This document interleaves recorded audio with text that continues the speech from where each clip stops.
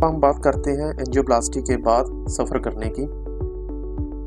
Domestic सफ़र यानी कि मुल्क के अंदर जो सफ़र करना होता है गाड़ी के ज़रिए, ट्रेन के ज़रिए, वो 1 से 2 हफ्तों के अंदर आप सफ़र करने के काबिल हो जाते हैं। लेकिन आपने याद रखना है कि बहुत लंबा सफ़र नहीं करना। आमतौर पर एंजियोप्लास्टी के बाद हवाई सफ़र 2 हफ्तों तक एडवाइस नहीं किया जाता।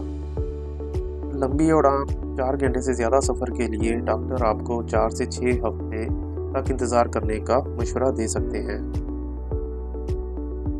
क्योंकि लंबे अरसे तक बैठने से खून में क्लॉट बन सकता है।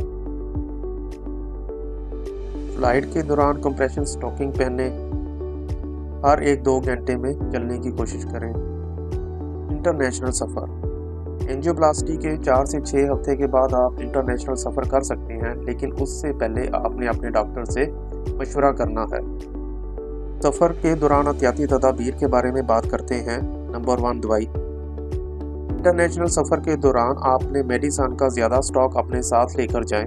फॉरेन कंट्रीज़ में आपकी प्रेस्क्रिप्शन पर आपको मेडिसिन नहीं मिलेगी और कार्डियोलॉजिस्ट की अपॉइंटमेंट भी उधर 6 महीने बाद मिलती है। अपनी सब दवाइयाँ ज़रूरत से ज़्यादा अपने हाथ के बैग में रखें। अपना सारा मेडिकल रिकॉर्ड अपने साथ लाजमी रखें। Number 2, health insurance. यकीनी बनाएं कि आपके पास काफ़ी ट्रैवल हेल्थ इंश्योरेंस हो जो दिल की कॉम्प्लिकेशन को कवर कर सके। फॉरेन कंट्रीज़ के अंदर अल्लाह ना करे अगर आपको कोई कॉम्प्लिकेशंस हो जाती है या दोबारा MI हो जाता है तो उधर ट्रीटमेंट बहुत महंगा पड़ेगा। Number 3, emergency plan. जिस मुल्क में आप जा रहे हैं वहाँ के हॉस्पिटल और मेडिकल सेंटर की मालूमात हासिल करें। हमेशा अपने डॉक्टर की सलाह पर अमल करें, क्योंकि वो आपकी सेहत के मुताबिक बेहतरीन मशवरा देंगे।